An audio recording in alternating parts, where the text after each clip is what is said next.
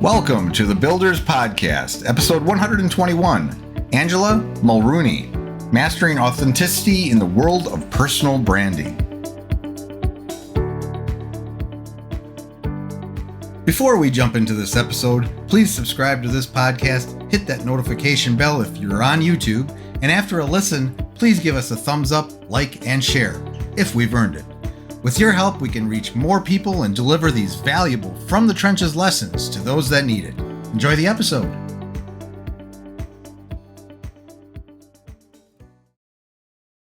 Hello, everybody. Welcome to another The Builders. Today, we are joined by Dr. Angela Mulrooney. Welcome to the show. Thanks for having me, Matt. I appreciate it.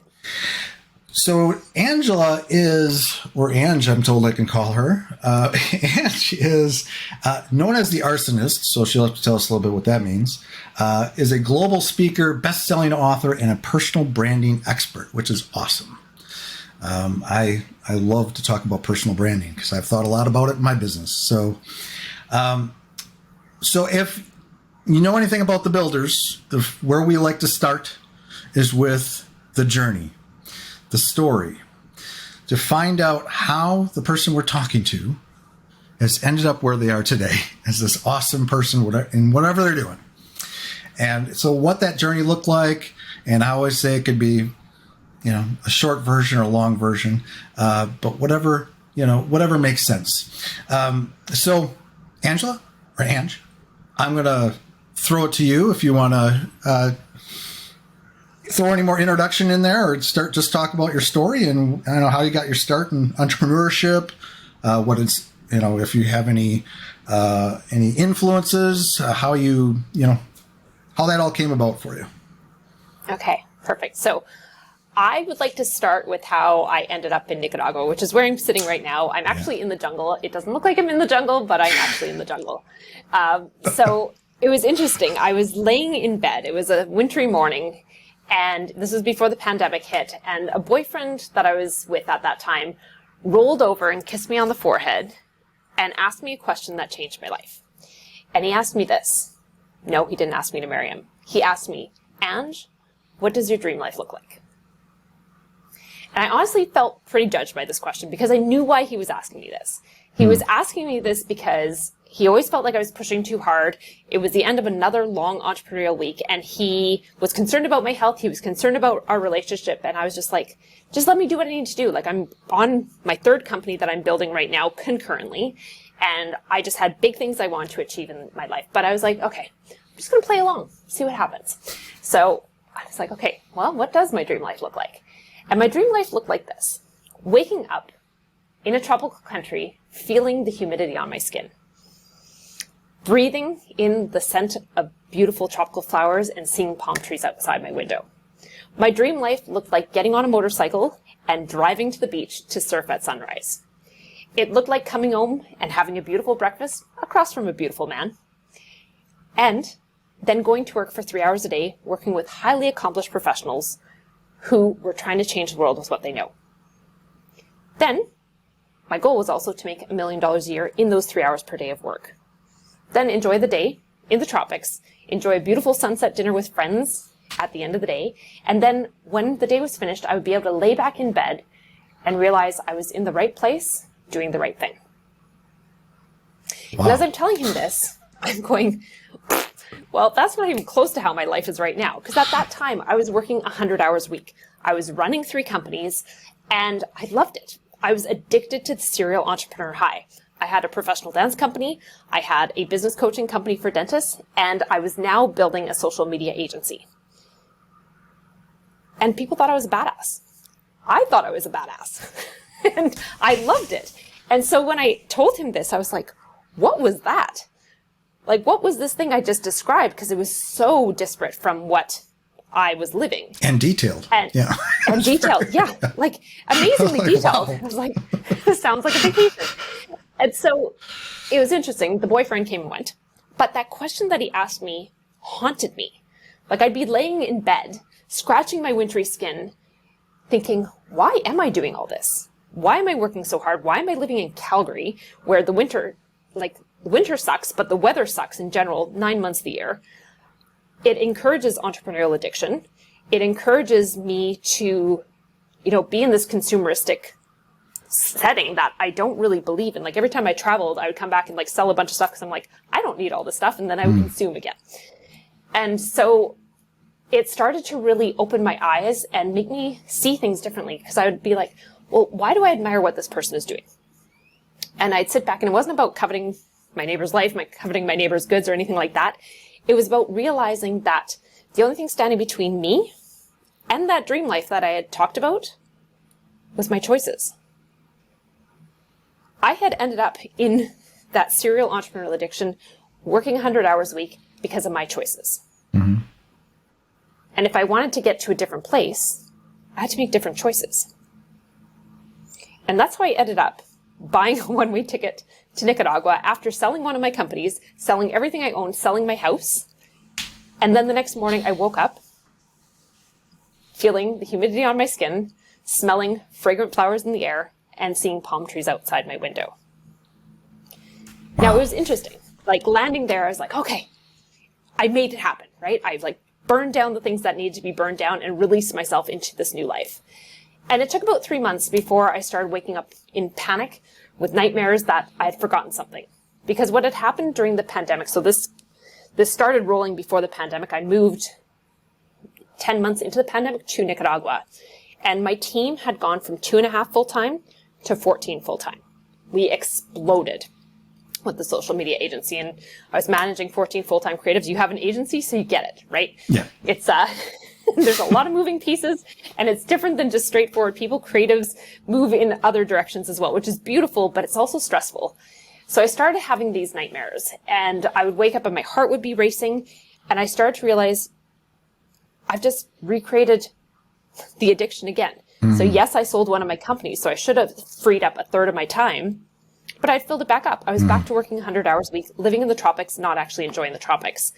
And so I realized something massive needed to change unless I was going to repeat history again.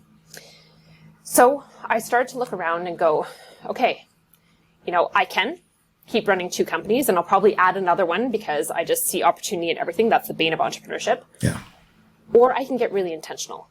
And what I really wanted to do was figure out, how can I just have one company? Like simplify this down. Have hardly any team, like not having 14 full-time team members, because I really don't enjoy managing people. It's not my forte. It's not like I like working with my clients, not managing a team. So I was like, how can I build one company that will make $1 million, that will allow me to work those 3 hours per day that I talked about in my dream life? And so I was like, okay, I have all these skills. Like I've been a professional dancer. I was a dentist, business coach. I built a social media agency. I understand LinkedIn. I understand personal branding. So I took all these tiny little sticky notes, and I had this 2x3 whiteboard, and I started writing a skill on the sticky note and just put all these different skills. And so it was covered in these fluorescent pink and fluorescent yellow sticky notes. And I stood back and looked at it and went, wow, that's not useful at all, because it was just covered in all these skills. Yeah. Like, okay, I'm gonna go for a run, leave this be. So I went to bed, woke up the next morning, and my board is across from my bed. So I wake up and this fluorescent board is staring me down. I'm going, okay, I need to do something with this because there's something here, but I don't know what it is. So I was like, okay, let's start ordering this chaos, because it was just chaos at that time. Mm-hmm. I was like, I'm going to put the things that I love in one corner and the things that I hate in another corner.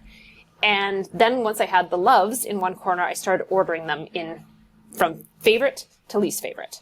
Not necessarily based on how much people would pay me for it, but what I was uniquely gifted at, unfairly gifted at doing. And what came about was these 3 things. The first was I'm amazing at cracking people open.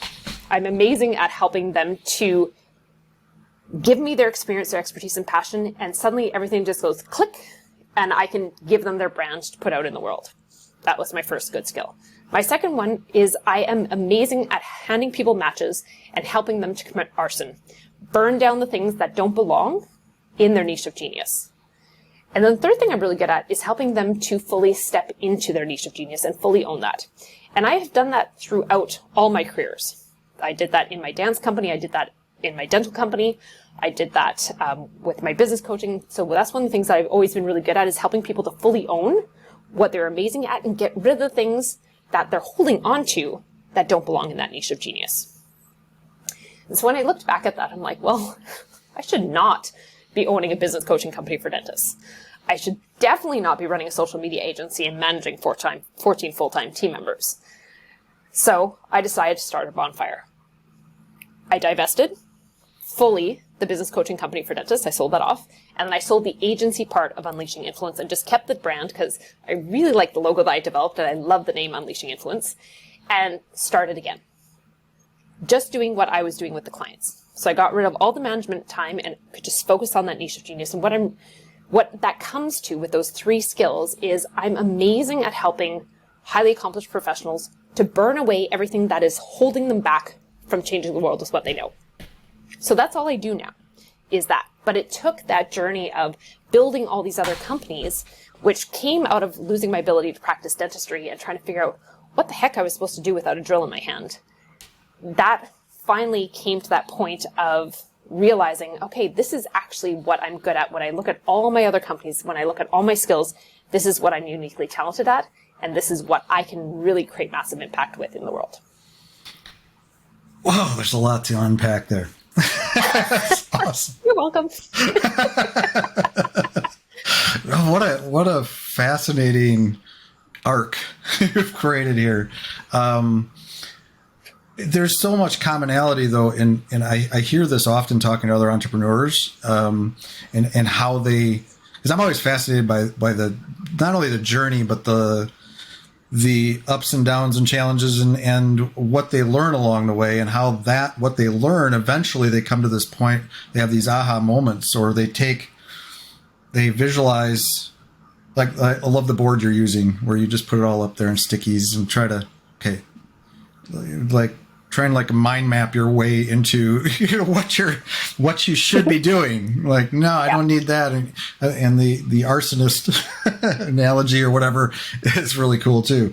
But that's what I kind of pull out of that. It's like you have tried and I think that, a lot of people, like entrepreneurs and stuff, like, or anyone starting out in business, it's like you might have an idea of what you want to do, and then you start all these things, and that's the only way you're really going to learn, is to try all these different things and get yourself into this bad place eventually.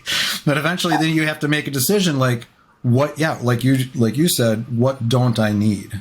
And I've done similar things in my business, even like I just build another website, build another product, build another this and that. And this past year, I consolidated some things just because I need to keep it under control. It's a fascinating journey from that perspective. Yeah. So I'm going to rewind a little bit though, because I'm curious, like how did you end up in the beginning being interested? Because you built all these businesses.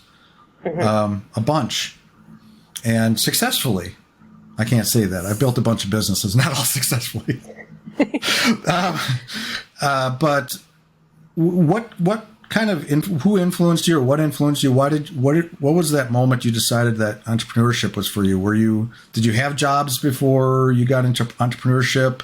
What was that spark that kind of turned you in that direction?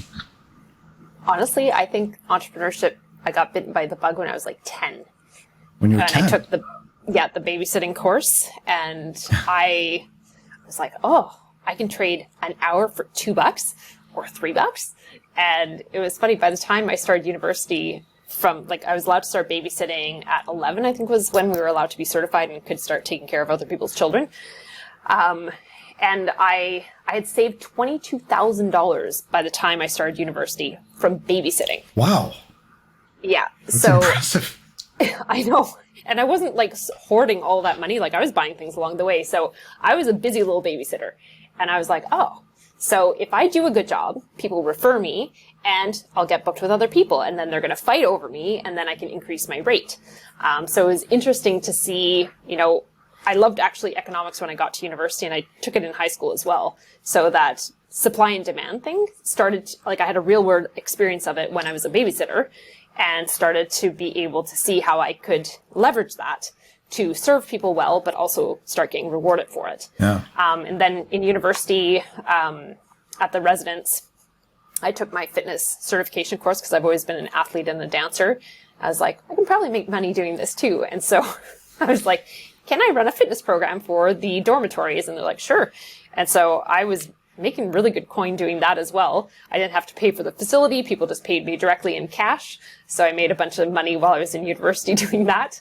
And then when I became a dentist, I was an associate. So we're like contractors in clinics. And I decided to work with kids because I was really, really shy at that time. And so for me to talk to adults, I was just like, this is not going to go well. So how about I work with children? Because I'm really good at telling them stories and keeping them captivated and entertained. And I've got teeny tiny hands and I'm a tiny person as well. So I'm not very intimidating to children. So I did that. And I always would put myself forth as the person who would deal with the kids in the practice. And most people don't want to deal with kids in a dental practice. So I was always good at niching myself as well, to be able to be different in a practice. And then when I bought the practice that I ended up buying 4.5 years after graduating, it was owned by a 78-year-old dentist. I was 28. So I was a kid. Like there was 5 decades difference between us. And he was big and boisterous and had giant hands and a giant personality. And I was this tiny little wallflower. They actually called me the dental elf. The patients did, because they're like, you're so teeny and you're so little with how you do everything. But I had to develop my own brand in there because I couldn't step into his boots. Mm-hmm. I was never going to be that boisterous person, right? I was my own person. And so I started to develop my own brand. In the city, I developed a referral-based program because I liked people. I liked dealing with people who were afraid of the dentist. I dealt with them when they were children, and then this practice was mostly adult-based because of his age. And they were the same as scared little kids, except they said way meaner things. And so I was like, well, I'm really good at this. So I'm going to offer this service to people who don't want to deal with this. It was the same with kids. Like people don't want to deal with kids. People don't want to deal with scared adults. So I got a whole bunch of skills that most people would not acquire in a lifetime of being a dentist, and was able to do full mouth reconstruction. I had my implants. I had sleep apnea. Had all these skills that most people would envy. And I had IV sedation as well. So if I needed to sedate them, I could. And so again, I was building a brand. I was building a niche. And there was always that entrepreneurial aspect to it. So yeah, it started really young and it's just gotten honed over the years. Yeah. It sounds like you have as much fun building brands and brand's always been a part of, like, sounds like for me, when you were young, you were always thinking about brand and how you can set yourself apart and show up in the world. And yeah, cool. So you're a dentist. So if you're tiny though, like it's probably really good for dentistry because you can get your hands in people's mouths a little bit. Yeah. That's why I don't know why I thought of that. Well, it's funny because I worked at a clinic for a Korean dentist, and she was like five inches shorter than me, and they thought I'd be able to fit into her gloves because she's tiny, and they ended up having to order me a size smaller because my hands are actually that small. Wow. So wow. They were kind of annoyed with the situation because, like, damn it, we have to have these different ones, but okay. That's funny. Okay, so you did all that, and then you found your way to building these other. So you did the dentistry, the dentist. What else did you do? So after I got injured, I ended up selling my practice a couple of years later. Okay. So yeah, I got injured and my career ended overnight as far as being able to do clinical dentistry. Oh wow. So okay. I stuck with it for 2.5 years, and then when 2015 hit, I was in Calgary, oil-based city. That was when the oil crisis hit. I was like, I am not doing this with associates, because I had bought the practice during the global financial crisis. And so I fire sold my practice. I sold it for half of its value because I could see the economy going super fast. And it took about 5 years for the economy to recover. So I made the right choice, even though everyone thought I was insane. And once I sold it, I was like, I need to step away from dentistry because people knew who I was in the dental community. So if I went to an event, people looked at me with pity because they're like, it sucks that, you built this amazing thing and you can't do it anymore. So I was like, I'm just going to take a step back. I'm going to go back to dancing professionally. I turned pro and I got my doctor. So I went back to that, built the company in 6 months to the second largest adult-based Latin practice in our city. And then after a year of that, I kind of let the pieces just mull around in my brain. And what I started to realize was I'd been through some really strange experiences with my dental practice. The owner had died halfway through the deal. I had been sued by my team wrongfully. And then, worst case scenario, I lost my ability to practice, right? So I'd been through these things that were massive lessons that you would hope to never go through. And I'd gone through pretty much everything that could go wrong. So I was like, you know what? I can take that and help other people not to go through that. So that's why I built Unleashing Dentistry's Potential. So that was my business coaching company for dentists. And I took to LinkedIn and started just talking on video about what I knew about niching and passion and all that kind of stuff for the dental world. And I went from 200 to 12,000 industry followers in a year. And so people were like, how did you do that? And can you do that for me? So I started dabbling with a few people's accounts. I'm like, I can't promise anything. Maybe I'm a unicorn. Maybe I'm not. And start to develop a replicatable system. And that's how Unleashing the social media agency came about. Right. Wow. Okay. So now, so LinkedIn's, I love LinkedIn. So, Me too. So how did you discover LinkedIn? You were just trying different social media sites, and that was the one that you were getting the most results from? Yeah. So when I was building my dance company, I leveraged Facebook Organic to build that completely. And I was doing things that really ticked off a lot of the other studios because they hadn't thought to do it. So I just took over the marketplace with that.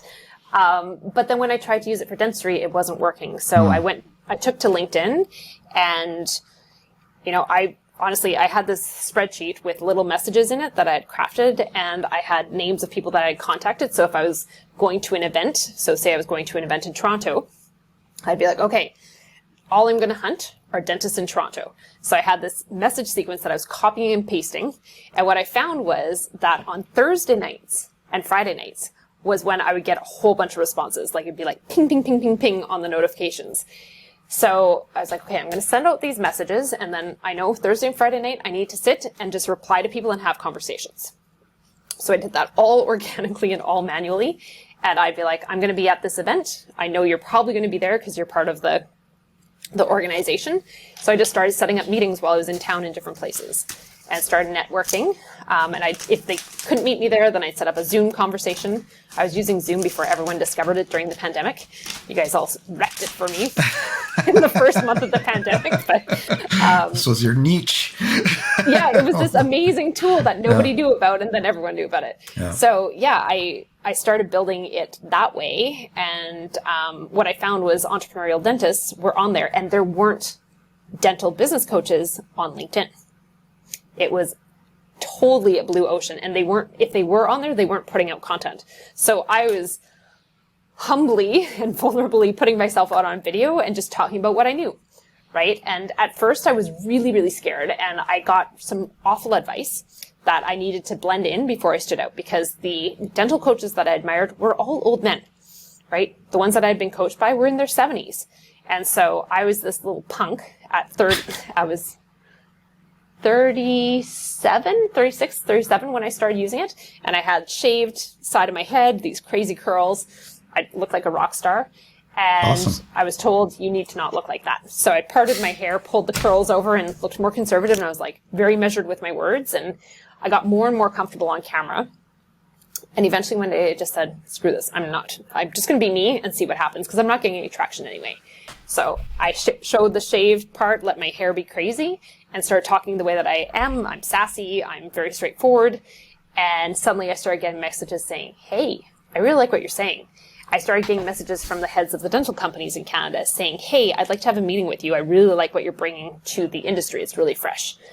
And so by actually being myself, that's how I actually grew so fast. By trying to hide and be someone else, it wasn't working for me. Why would somebody give you the advice to blend in first? I'm confused by that. Because he was shy and very conservative himself. And he was someone that I trusted. And so I was like, well, he knows more about this than I do. Yeah. So I followed what he told me until I was so uncomfortable with myself that I was just like, I can't do this anymore. And decided to do my own thing, which, when you do your own thing and you trust your own intuition, it usually works out pretty nicely. Yeah, I would say so. So I've gone through this kind of personal branding journey myself, and one thing I've always known, probably intuitively, is that I'm not really good at fitting in. I have, at least on the edges, I'm not exactly the same as everybody else. But I just tell you a little story about TikTok.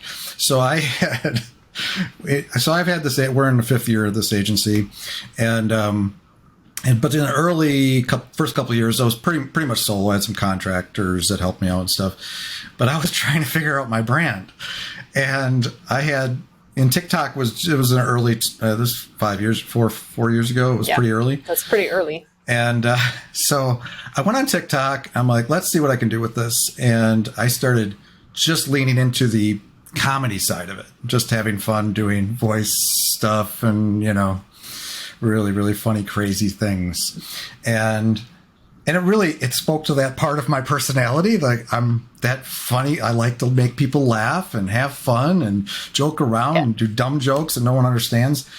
And it annoyed a lot of people back then. I literally did probably 500 or more videos, but I did probably only posted a half, or probably ended up with only 100 to 200 that were decent.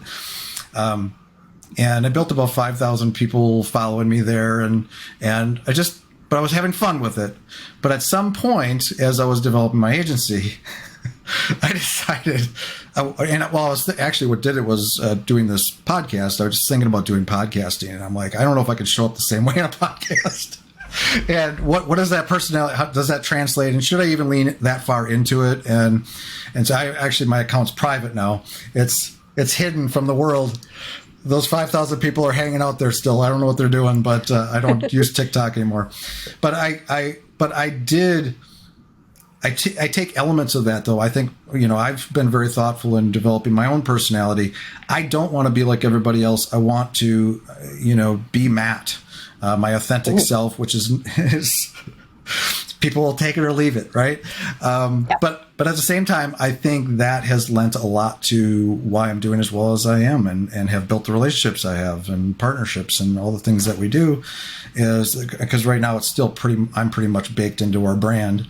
Hopefully eventually we separate that out a little bit, but these are all things that I think about as well. So when you're talking about, be your authentic self, be me, that really resonates with me. I think more people should do that. Well, the thing is, they can feel it if you're not being true to yourself, right? If you are trying, and I think that's part of the reason I didn't get much traction when I was trying to blend in, is because I wasn't being myself. And then when I was myself, the right people were like, oh, that's different. That appeals. I like that opinion. And so they started to be attracted to me. And, everyone says, just be yourself on camera. Well, you tell someone to be themselves on camera, it's really hard, right? Because especially if they're a highly accomplished professional, like a C-suite executive, they're award-winning CEOs, they have, especially on LinkedIn, it's a reputation-based site, right? It's a personal branding site, but it's reputation-based. And so no one wants to tarnish their reputation. They don't want to misspeak, because once it goes on the internet, they're somewhere, right? And so they have this fear, like this little black hole of the camera is intimidating. And when you're sitting in a room by yourself trying to talk to the camera, most people feel kind of dumb, let's be honest. And they also start getting in their head, and these little gremlins start coming out saying, like, you shouldn't be doing this. Who's going to listen to you? What if someone steals your ideas? And so it's most people who try to start building their brand, especially through video, stop before they start, because they get so in their head. And it's insane that this little black hole can stop you from accomplishing something just because you let it. Yeah.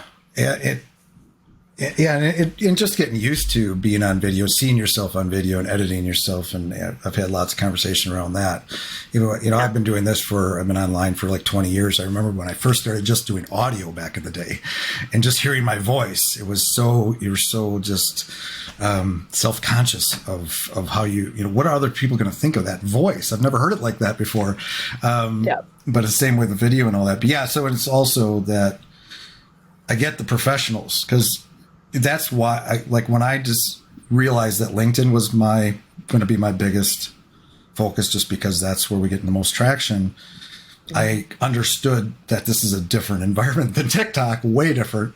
I thought about it. I thought about bringing the TikTok persona in here, but at the same time, I had to dial it down. And I have to balance it in a way where I still come across professional, and I know what I'm talking about, and that people do want to work with me and take care and solve their problems and do all the things we do in web design development.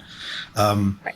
So there's that too. So, So it's very, very interesting to think about that stuff. So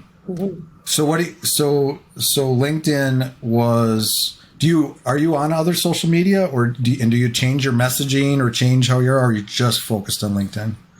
So when I started building the social media agency, I decided to start trying to leverage Facebook. I started trying to leverage Instagram, and YouTube. And with the different platforms, you know this, there's different expectations of the content. There's different algorithms. There's different audience members.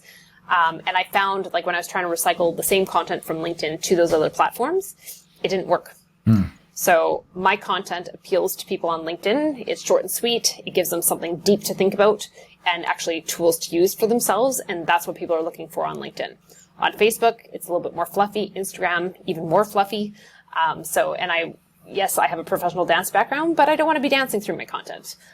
What people are looking for from me is high-level content. Like, how can I get there in the shortest path possible with no distraction, with no fluff? And so LinkedIn is the right place for me to be doing that.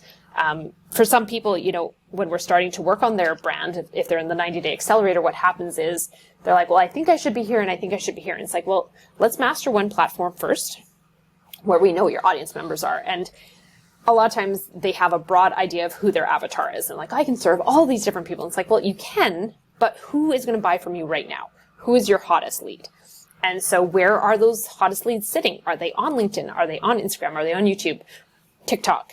And for the kind of people that I work with, they're highly accomplished professionals. So they're usually working with highly accomplished professionals. So LinkedIn is the first place I recommend that they go, because you can 100% build a company through completely organic tactics, no paid advertising. If you do a good job with your LinkedIn, you do proper hunting, you do proper content, you run events, you run challenges, and you build out an offer that is at a price point that is having people take it seriously and forcing you to create a massive outcome for them. Yeah. I've had these conversations, and I've kind of, the way I approach it, like, LinkedIn's our main thing, but how does somebody put it?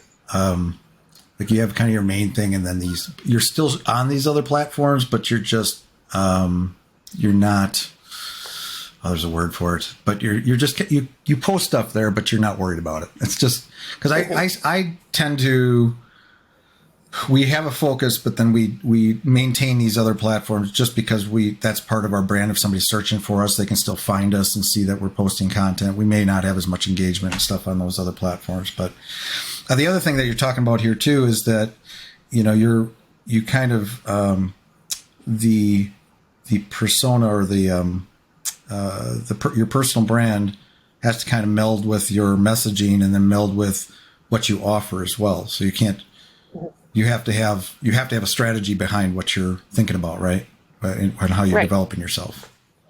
Yeah. And what I work with is I help people with digging into their brand archetype. So when we do what is called the Crack You Open session, which is where I look at their experience, their expertise, and their passion, we look through the archetypes. So there's 12 main ones, and then the system that I use has 5 sub-archetypes. And so they start to really see that, who they are isn't weird. It isn't abnormal.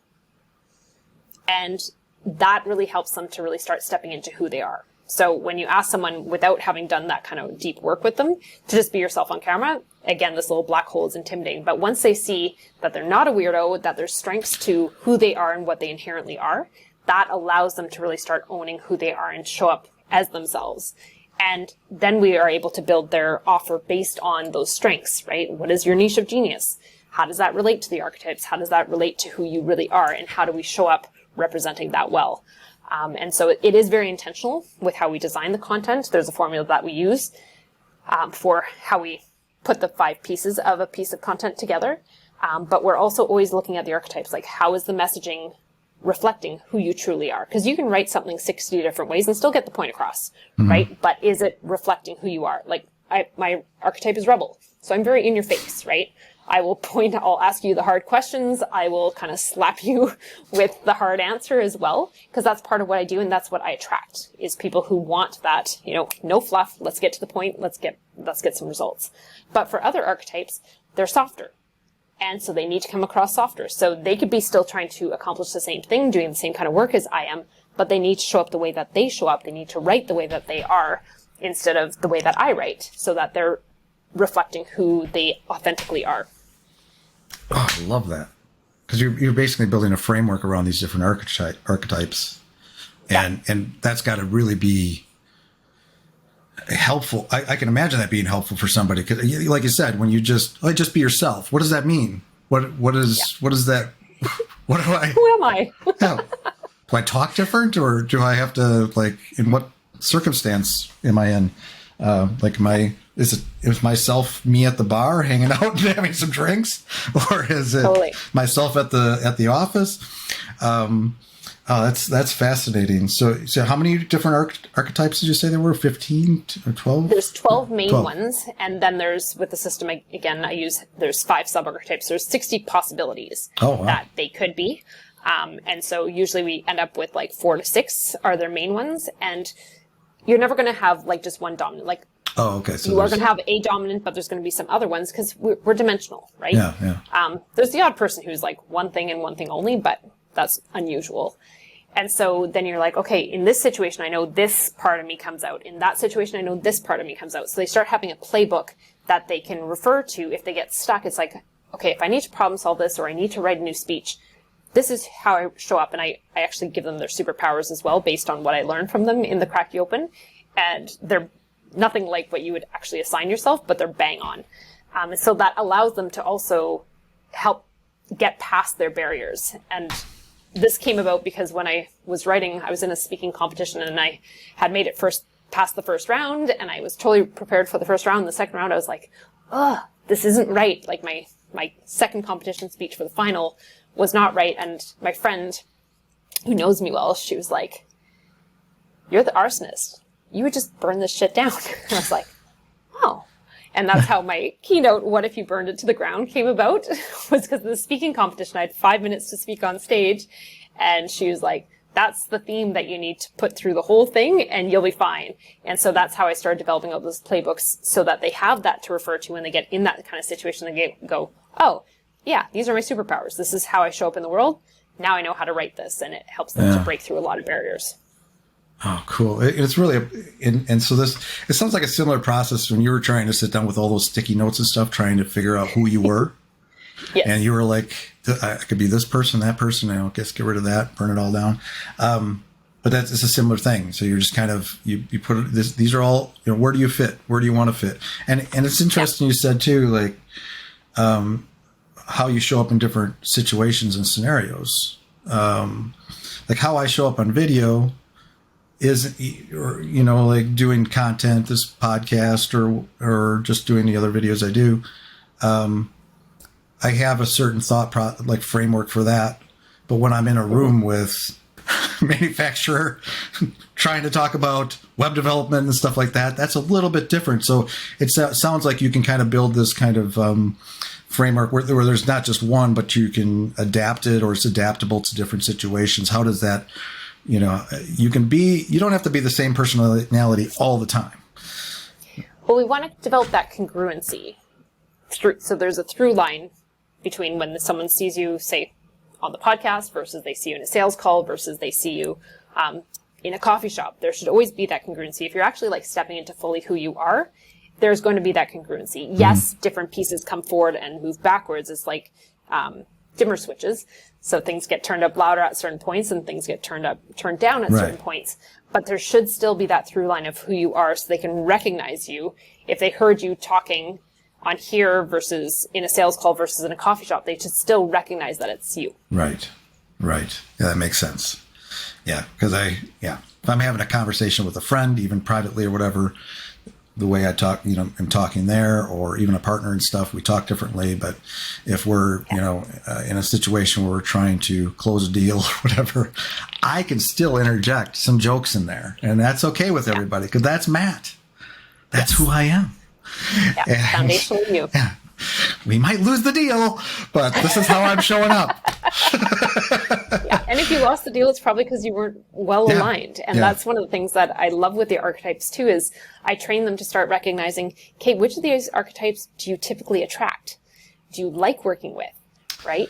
So for me, if someone is like super innocent and they have thin skin and they want the fluff and whatnot, they're not going to work well with me. Yeah. Because I just don't have that. So I recognize in conversations that that's not going to be a good fit. And my content, I do my content to polarize my audience. I want people to either love me or hate me, right? And once in a while you get trolled when you are polarizing. Yeah. But for the most part, you're not.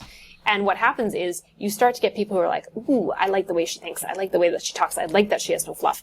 I like this. I like that. I like that.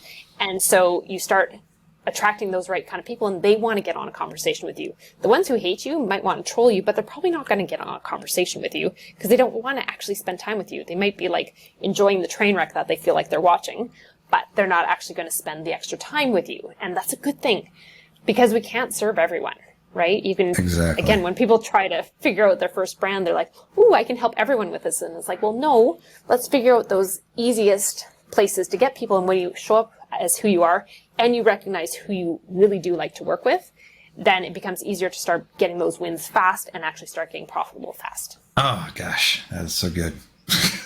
No, because I've been doing this for a long time and businesses for a long time, and I have a bunch of partners right now, strategic partners, other agencies, and people that I work with. But as I look at those, and some of them I've had this relationship for years, we mesh. But there's been those instances where I've tried to work with somebody and we're not meant to be. And I've even had to say that a few times. I don't think we're going to be working together after today kind of thing. And that's okay though. Like you said, the whole idea here is being me is to attract the people that like you and not worry about the people that don't like you. So yeah, this is good stuff. Well, I could talk to you about this for forever. I love it. Well, there's so much because personal brand for me is, like I said, I've thought a lot about it in my own business and how it also, like we could get into how that should match up with your actual brand. Like I have a brand for my agency and then I got the Matt Levenhagen brand. They're kind of baked together right now, but there's a whole conversation around that. But we can leave that for a part 2 someday. Okay. Deal. Good idea. So if somebody wants to learn more about what Ange does, or find you on social media, I have a feeling we know where to find you on social media. LinkedIn. But is that the best place? I saw your website. You got an awesome looking website, by the way, from a web designer. I love my website. Yeah. So LinkedIn is a good place to find me if you want to start diving into, how to actually leverage LinkedIn and build your personal brand. I have challenges that I run every month. They're $97. You'll get like thousands of dollars worth of value in it, and you'll develop out your playbook while you're in it. So if you're starting to be like, I need to figure out who I am, what I'm trying to do, I want to pivot, I want to get profitable. It's 5 days, 1 hour a day. It'll be the best 5 hours you spend this year. I guarantee it. Fantastic. I may be checking it out myself. Yeah, I love that. Even though I'm in it, and I feel like I've gotten myself in a good place, it's always good to get back to the fundamentals or rethink it periodically. Totally. I agree. Awesome. Well, thanks for joining us, Ange. Until next time, everybody. Thank you. That's all for today's episode. I hope you enjoyed that. Again, please subscribe if you haven't already and give us a thumbs up if we deserve it. If you want to comment on this episode's page, provide me with requests on topics for future episodes, or inquire about being a guest, please find your way to thebuilders.fm. You can contact me there or add a comment under these show notes. Now a word from our sponsor, my agency, Unified Web Design. We build custom websites, features, we maintain websites, we work with agencies to fulfill their web design and development needs, and more. If you're interested in our services or are looking for an agency to work with as a partner to build awesome sites for your clients, feel free to reach out to me at unifiedwebdesign.com. There's a handy contact me link at the top. Fill out that form and it will open a ticket, and that ticket will find its way to me. Thanks for joining me today. We'll see you next time.